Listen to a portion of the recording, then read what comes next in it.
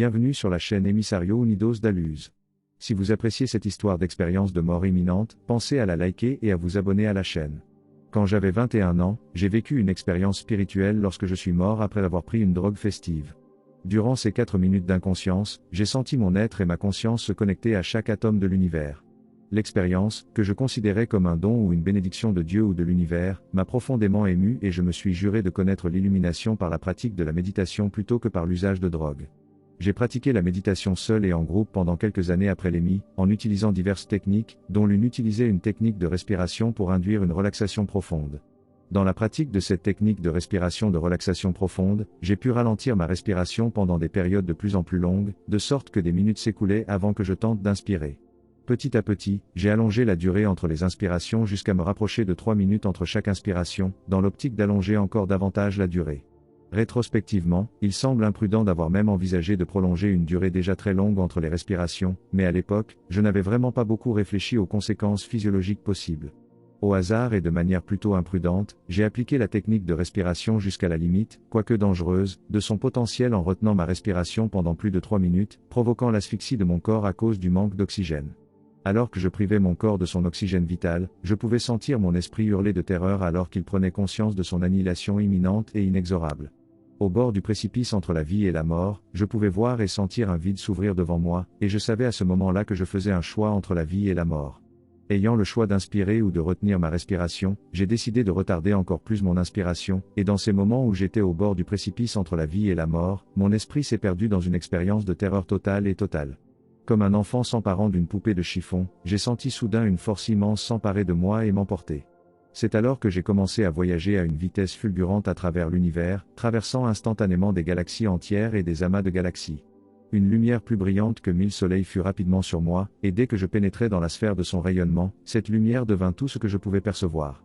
Au milieu de son rayonnement, j'ai fusionné avec cette lumière omniprésente, et à mesure que je ne faisais qu'un avec la lumière, le sens infinitésimal du soi humain a été complètement annihilé et remplacé par le sens infini et englobant du soi, l'incarnation de l'amour inconditionnel au cœur de l'être.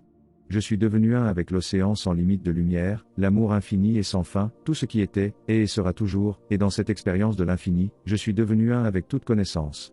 Je suis devenu un avec la connaissance que nous incarnons encore et encore dans le rêve de l'existence humaine, et dans la répétition de cette renaissance, nous apprenons progressivement à lâcher prise, à aimer et à être aimé.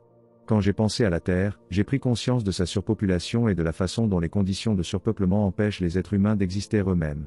Lorsque j'ai regardé les villes de la Terre, j'ai pris conscience à quel point les habitants de ces villes sont fermés par rapport à ceux qui vivent à la campagne et sont proches de leur famille et de leurs amis. Dans cet état d'union avec l'infini, il m'est apparu évident que nous ne sommes pas ou ne serons jamais séparés de Dieu et que l'idée d'une puissance supérieure séparée de nous est une invention de l'esprit. Il était évident pour moi que la vraie nature de chaque être humain est divine, que la nature humaine est véritablement la lumière divine, cet amour divin que nous reconnaissons au plus profond de nous-mêmes comme Dieu. Dans cet état d'unité avec le divin, il m'était évident que tout ce qui est observable dans cet univers est une projection de l'esprit et donc une illusion. J'ai vu que naître comme un être arc-en-ciel est une destinée sacrée et non une malédiction. J'ai vu qu'à l'origine, les êtres arc-en-ciel étaient vénérés et avaient un rôle sacré au sein de la tribu. Le rôle de l'être arc-en-ciel dans la tribu était de se souvenir de l'histoire orale des ancêtres, d'être des guérisseurs et de raconter les histoires sacrées des ancêtres, mais surtout de méditer et d'être un lien entre la tribu et la lumière. J'ai vu comment les humains, pour survivre dans un environnement de plus en plus surpeuplé, ont développé des armes pour tuer d'autres groupes, et j'ai vu des cultures indigènes centrées sur le cœur décimées ou complètement détruites par des groupes ou des empires qui étaient moins connectés à leur cœur. J'ai vu mes ancêtres développer un idéal pour les rôles de genre humain et interdire les rôles qui étaient autrefois acceptés. J'ai vu que dans le futur, la communauté arc-en-ciel serait au cœur du retour à la lumière. J'ai vu que dans le futur, les humains chercheraient la vérité pour faire face à toutes les horreurs de la surpopulation. J'ai vu que les hommes arc-en-ciel leur découvriraient les connaissances anciennes qui aideraient les autres à revenir définitivement à la lumière.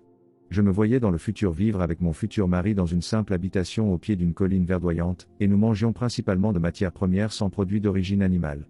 J'ai vu mon corps devenir musclé et puissant alors que nous le soignions avec des exercices doux. Je me voyais centré dans mon cœur et j'aimais mon mari de tout mon être comme il m'aimait. Cela fait maintenant près de 4 ans après l'expérience hors du corps, et depuis mon expérience hors du corps, j'ai pris un congé de travail pour poursuivre davantage mon objectif d'illumination spirituelle. Je n'ai pas de professeur spirituel en soi, mais je suis certain que la lumière exprimée à travers d'autres êtres humains me guide plus près de mon vrai moi.